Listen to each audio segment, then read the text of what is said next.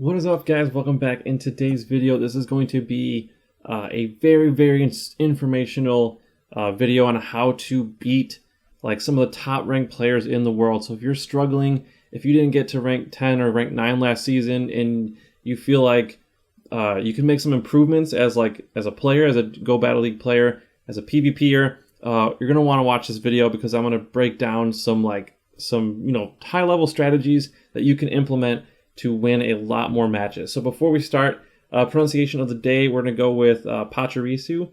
And according to, I looked at the show on YouTube, they were pronouncing it Pachirisu.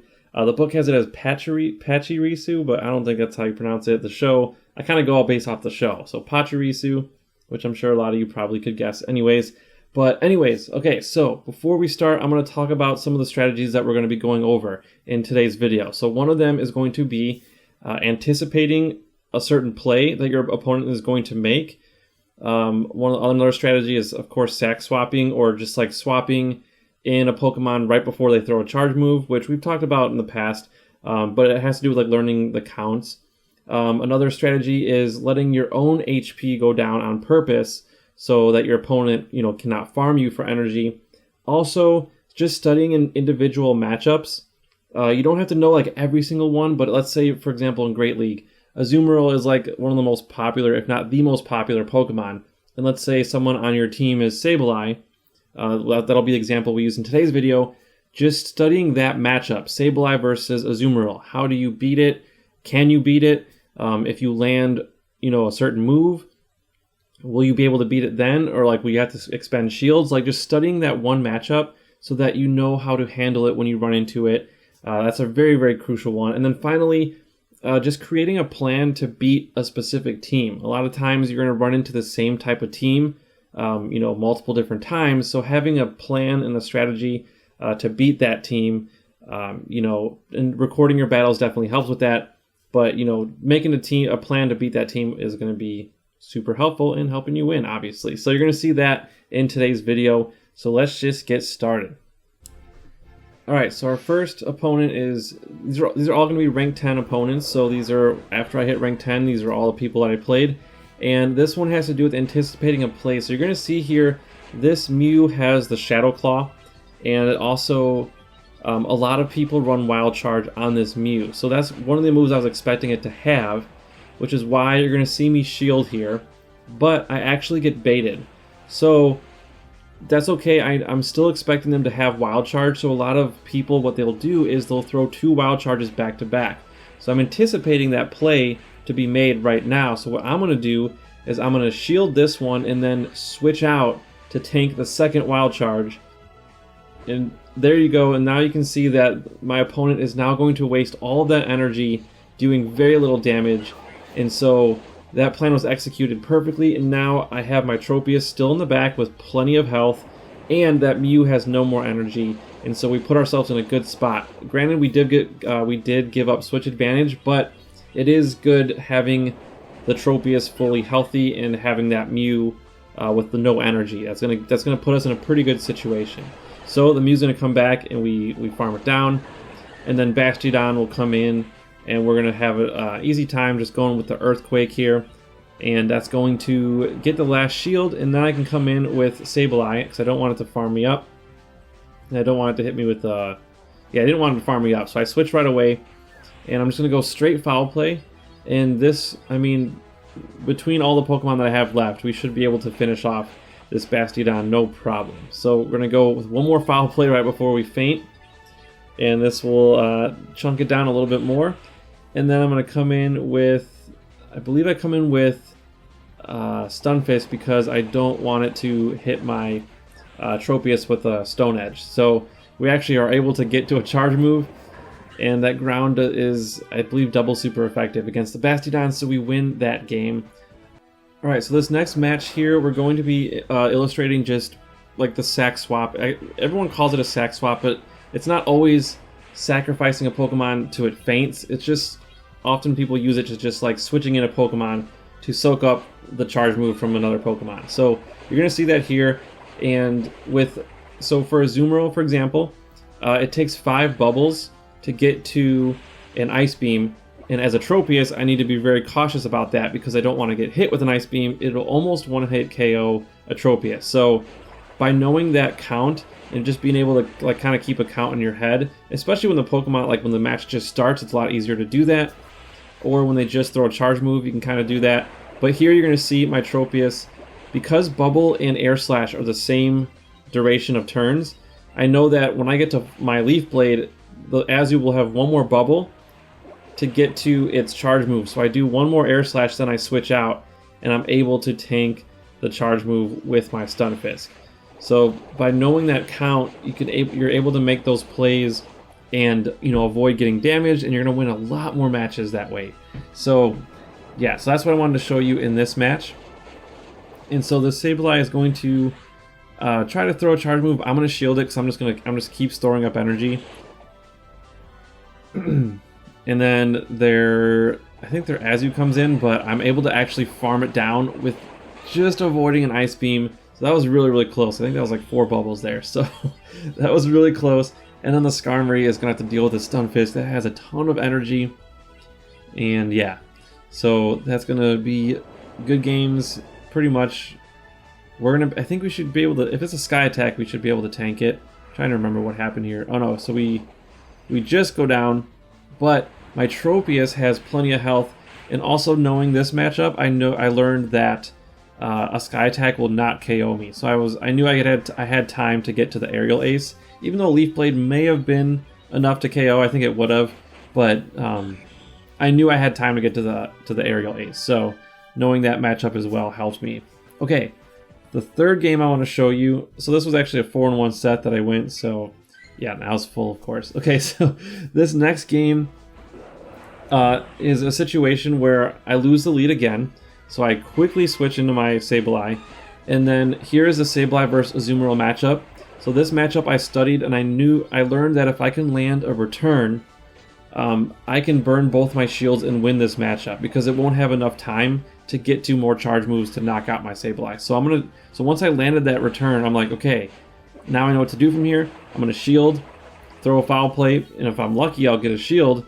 But I don't need to throw a return again. I can just kind of feint it down. So we actually get a shield out of that. So I'm going to burn my second shield. That would have definitely KO'd. And then I'm just going to go for the farm down. And we win that secondary matchup, which means we got switch advantage back, which was crucial to winning this match. So Foul Play. We're just going to throw Foul Plays at this Registeel.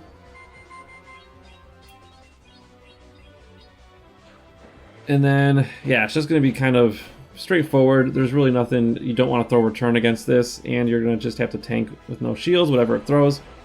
Okay, so now I'm going to come in with my Galarian Stunfisk. Because it just threw a charge move, I knew that it wasn't going to have time to get to a Focus Blast, so what I did was I came in with Stunfisk, farmed up some energy, and then I switched out. Because I knew I didn't want to get hit with that Focus Blast. So we do that, we tank the Flash Cannon with the Tropius, and then their Shadow Hypno comes in. I'm just going to throw a straight Leaf Blade. And then that'll get that pretty low. And then I think, yeah, I cannot get to it. So now here, because it's a Shadow Hypno, it's most likely running Fire Punch. So I do got to be careful with that, but I have no choice because I have no shields. And I'm just going to try to land a Rock Slide and just knock this thing out as quickly as possible. But then they switch out.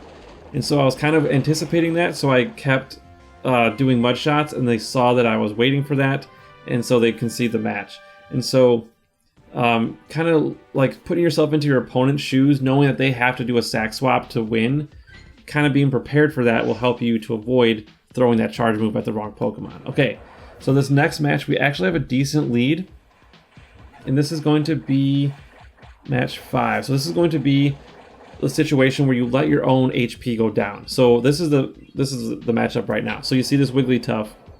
I know I can beat this Wigglytuff, especially when I land a Rock Slide. And so what I'm going to do is I'm going to let the Wigglytuff hit me with an Ice Beam because I want my health to go down, and now I can try to land some more Rock Slides. If they shield, obviously that would be that's kind of the risk I run, but they let it go.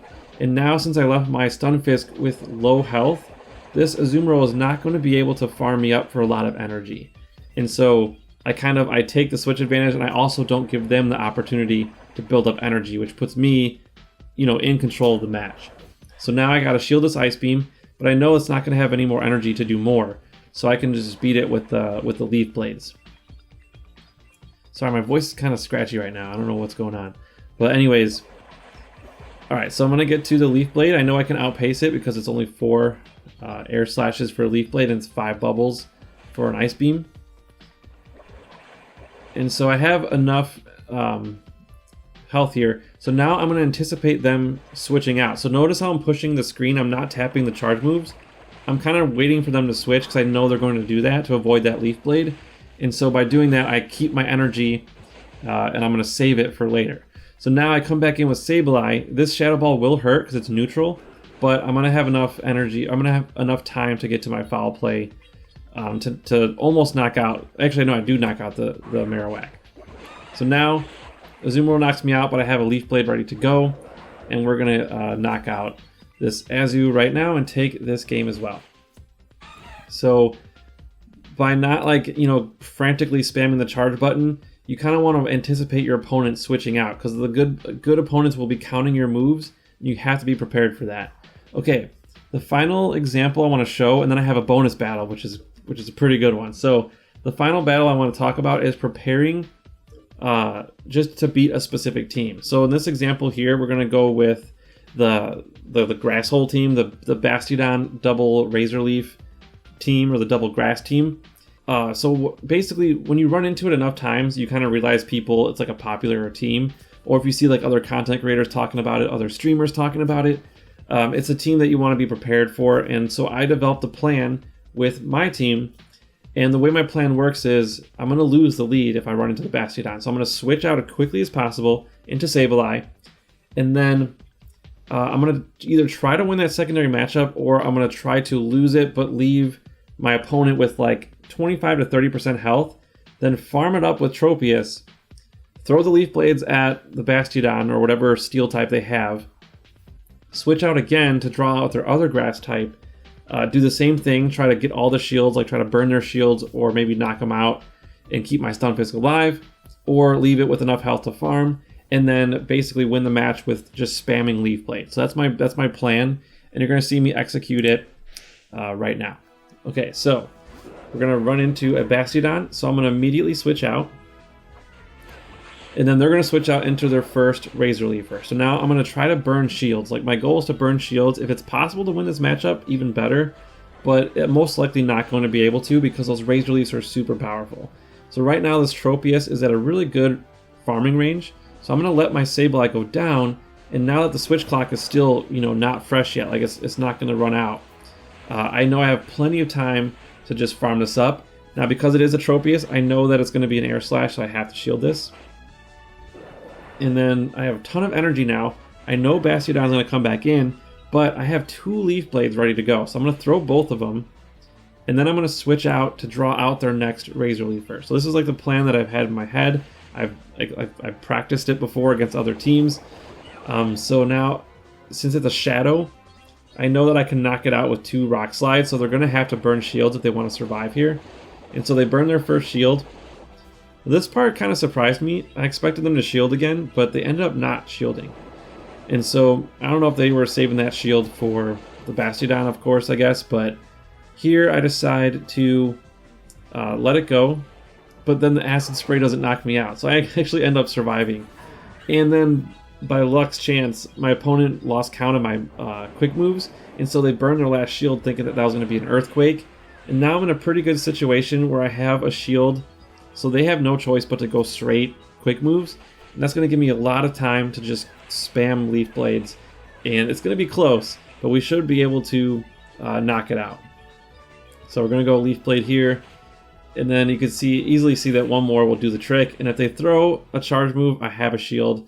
And so it's going to be a futile attempt to knock us out.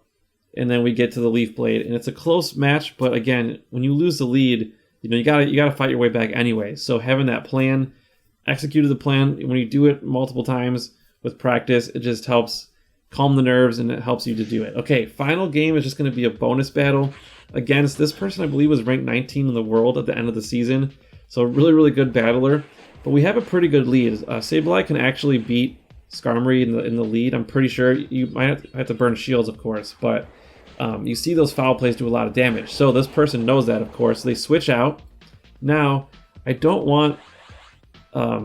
if I go back in with... Actually, this was a different team, so I'll put the team on the page here. I was actually running a different team because I was starting to lose with this team, the prior team. And so I changed my team up a little bit to have Lantern. Which is why I stayed in with this Sableye, because I knew this was a good matchup for me anyways, and I didn't want to, put my other Pokemon in harm's way. So I actually knock out the Swampert. So this opponent is saving their shields, which is pretty interesting, but I did get rid of a big threat to my team, so that was good. Skarmory comes back in, and I have no shields, so this is definitely going to knock me out. And then now I can come in with Lantern and just farm up a ton of energy, and then they decide to switch out to their own Lantern. And so I'm going to throw a Thunderbolt, and I believe I don't want to come in with my other Pokemon yet. So I'm just going to fight it out and just keep throwing Thunderbolts. Oh yeah, my Stunfisk, obviously, because they would have Hydro Pump, and I don't want to get hit with Hydro Pump. So I'm kind of saving that till the end. And this is going to be a very, very close match. I need to wait till my opponent throws energy before I switch in. And so now it looks like right here they're going to throw a bunch of energy.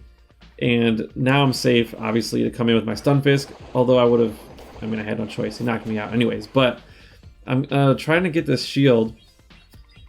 And then I get the shield.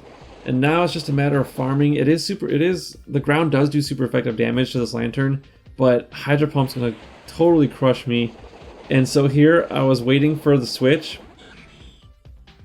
And then they switch in Skarmory, and I'm able to throw a Rock Slide to knock it out. And look at how close this match was. So look at the HP bar on my Stunfisk after I knock out this Lantern. So close. We definitely had 1 or 2 HP at the most. And that was crazy. That was one of my last battles of the season. But yeah, we ended, I think, at 31-62. But I was really, really happy with that. So anyways, if you like this video, hit that like button and subscribe if you haven't already. I hope you guys learned something in this video. You might want to rewatch it again to kind of let it soak in. But yeah, so thank you guys so much for watching. If you have any questions, post in the comments section. And hope you guys have a great night. We'll see you tomorrow.